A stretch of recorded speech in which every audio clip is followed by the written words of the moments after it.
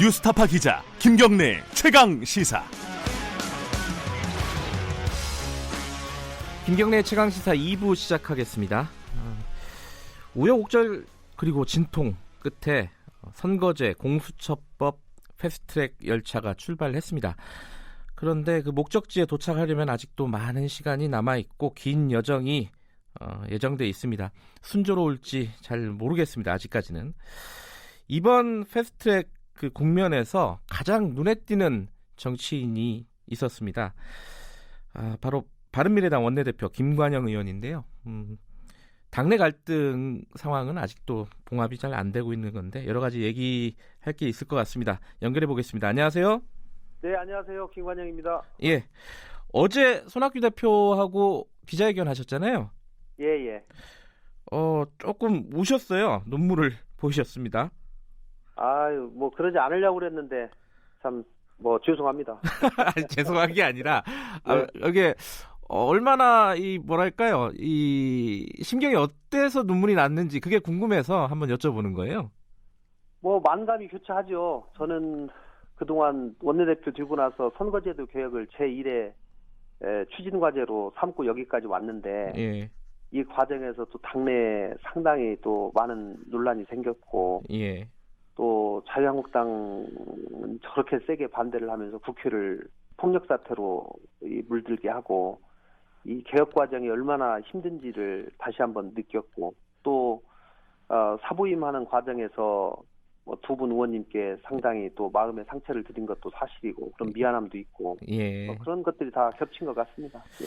제가 그 김관영 원내대표께 별명을 하나 지어드리면은 예. 미스터 패스트트랙 이렇게 지어드릴 수도 있을 것 같아요. 농담이고요.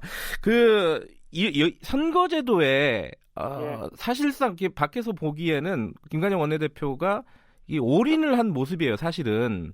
네네. 여기에 그렇게 올인한 이유 간단하게 좀 다시 한번 들어볼까요? 저는 거대 양당을 넘어서 제3당에 지금 위치해 있는 사람입니다. 네.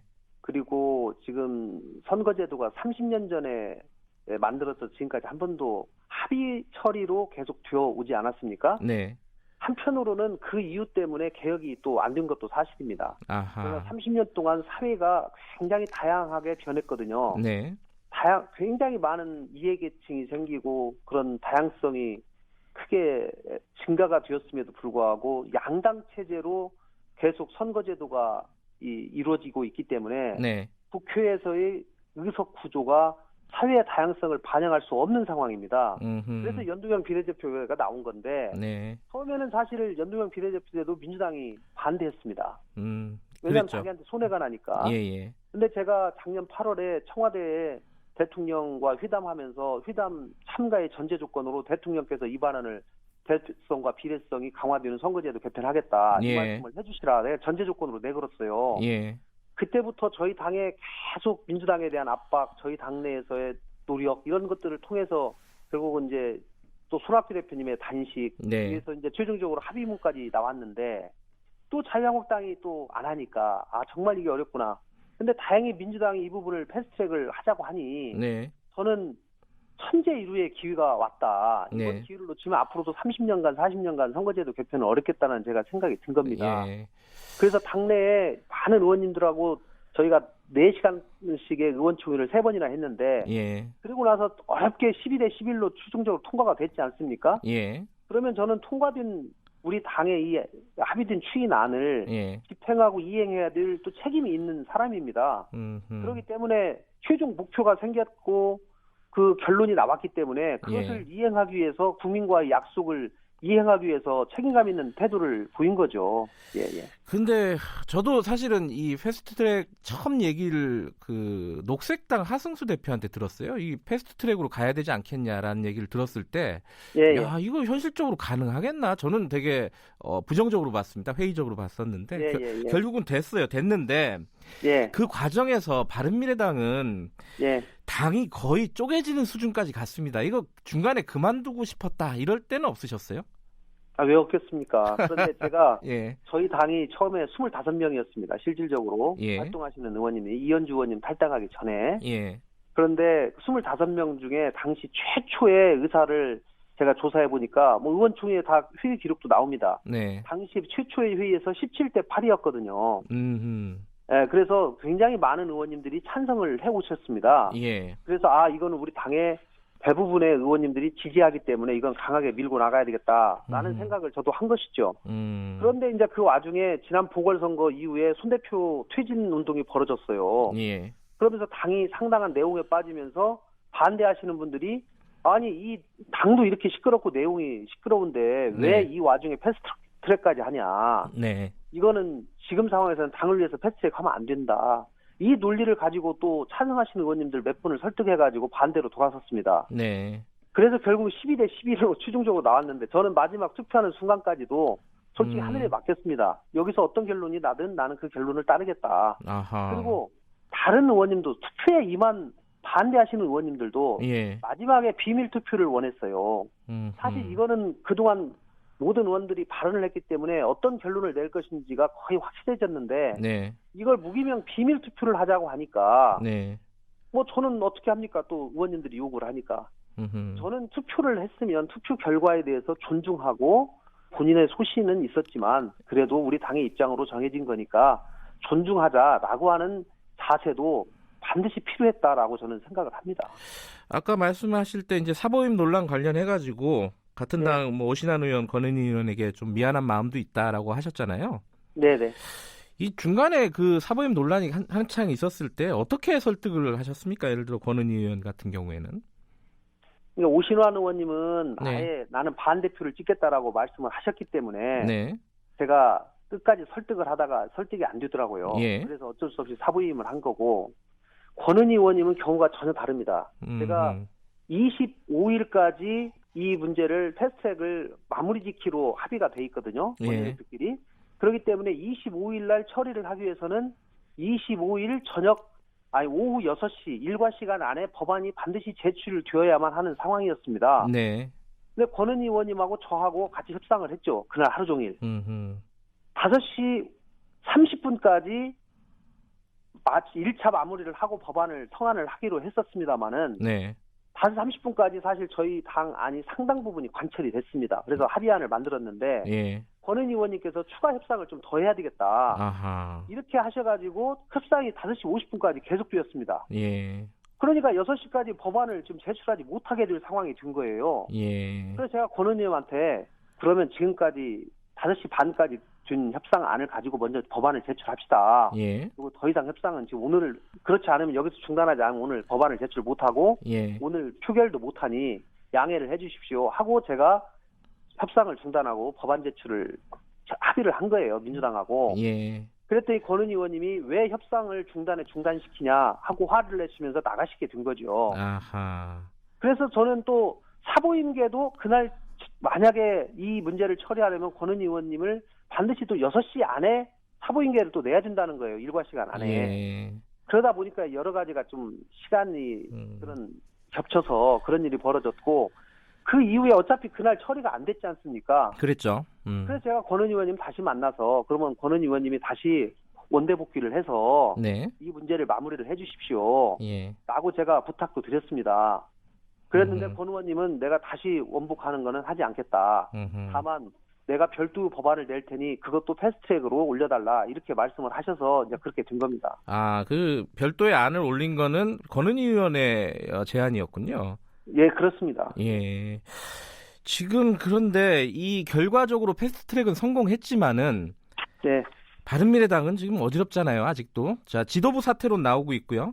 바깥에서는 또 총선 미락설까지 나오고 있어요. 이게 김관영 원내대표가 더불어민주당하고 총선 공천 관련해서 미락이 있다. 이런 뭐 의혹이라고 해야 되나요? 의심이라고 해야 되나? 뭐 이런 얘기까지 나오고 있어요. 예. 패스트트랙에 반대하시는 분들이 김관영의 협상력을 떨어뜨리려고 마타도어를 한 것인데요. 아, 그래요? 저는 대단히 심각한 명예훼손이다. 네. 전혀 사실 무근이다. 제가 이 부분에 대해서는 법적인 조치를 포함해서 강력하게 조치를 해나갈 생각입니다. 아, 그 뭐 명예훼손 이런 걸로 고소 고발을 하시겠다 이런 뜻인가요? 네, 지금 검토하고 있습니다. 아, 검토하고 계시고. 예. 지도부 사퇴론 이거 어떻게 진행이 될 것 같습니까? 지금 아직도 계속 주장을 하고 있잖아요. 지난번 이 보궐선거에 대한 책임론부터 지금까지 계속 쥐고 있거든요. 네. 사실 보궐선거에서 가장 대피한 데는 민주당입니다. 그래서 민주당은 그런 얘기가 안 나와요. 그래서 지금 당을 단합해서 하나로 가야 되는데 네. 사실 당시 하태경 최고가 당권에 대한 지나친 집착을 보이면서 이 손 대표 퇴진 요구하고 같이 최고위원들 같이 동반 퇴진을 요구했거든요. 예. 저는 이 부분은 대단히 지나치다라고 생각을 하고요. 이 부분은 대표께서 인내심을 가지고 설득해 나가면서 꿋꿋이 해결해 나가야 될 일이다 저는 생각합니다. 뭐 당권 때문에 이런 일이 벌어지고 있다 이런 말씀을 다른 인터뷰에서 제가 들었는데 그렇게 생각하시는 건가요? 그 이상도 이하도 저는 아니라고 생각합니다. 당권 때문이다. 예. 그런데 지금 오늘 최고위가 있나요? 예정돼 있나요? 네, 오늘 최고위 예정돼 있습니다. 그러면 오늘 그 문병호 전 의원하고 주승용 의원으로 지금 최고위원 지금 지명직 2석은 채워지게 되는 겁니까 오늘? 그럴 걸로 예상됩니다. 아 그래요? 그렇게 예. 되면은 예. 지금 보이콧하고 있는 분들 있잖아요. 하태경, 예, 이준석, 권은희 위원. 예. 반발이 더 세지지 않을까요? 뭐 그동안도 반발을 해왔기 때문에요.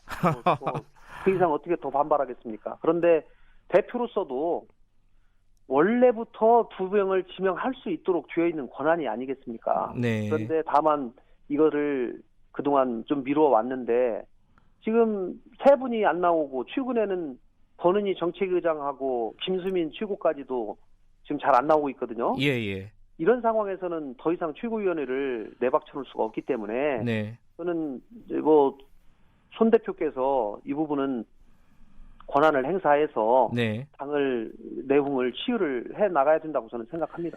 그래요. 시간 관계상 좀 간단하게 좀 여쭤봐야 될 것 같은데요. 오신환 의원 같은 경우는 사무총장이잖아요. 예. 경질될 가능성 있는 겁니까? 글쎄요, 저는 모르겠습니다. 그 부분은. 좀 논의. 이번 이 사건 과정에서 네. 진행 과정에서 보여준 오 의원님의 행동이 예. 당대표로서는 상당히 납득하기 어려웠을 것이라고 저는 생각은 합니다. 네. 그러나 그 부분은 전적으로 당대표의 권한이기 때문에 제가 모르겠습니다. 어떻게 생각하고 계십니까? 또 일각에서 지금 나오고 있는 안철수 등판론 이게 한 번씩 계속 나오는 얘기긴 한데요. 그리고 네네. 유승민 비대위 체제론 이 부분은 어떻게 보세요? 안 대표님은 저는 지금 안 대표님을 자꾸 정치에 끌어들이는 것은 안 대표님이 필요한 한국에서 정치인들의 저는 과욕이라고 생각을 하고요. 예. 안 대표님은 독일에서 조용히 활동하실 수 있도록 지금은 그대로 놔두는 것이 저는 가장 중요하다. 지금은 시기가 아니다 이런 말씀이시네요. 예, 그분을 지키는 것이라고 생각합니다. 유승민 비대위 체제론 이건 어떻게 보세요? 그 당의 총의가 모아지면 어떻게 될지는 모르겠습니다만 지금 네. 비대위를 논할 단계는 아니지 않습니까? 지금 손학규 대표가 9월 달까지 당 지지율이 안 되면 사퇴하겠다라고까지 말씀을 이미 하신 부분이기 때문에 네. 저는 그때까지는 좀 지켜보면서 하는 것이 어떨까 싶습니다. 그 마지막으로요. 내년 총선 관련된 그 전망을 좀 여쭤봐야 될 것 같은데 이 몇 가지 얘기가 나오고 있습니다. 한국당하고 선거연대가 필요하다라는 쪽도 있고 민주평화당하고 합당 얘기도 있고요. 지금 바른미래당 간판으로 총선을 치를 수 있겠느냐 이런 회의론도 있고 자 원내대표로서 어떻게 생각하십니까?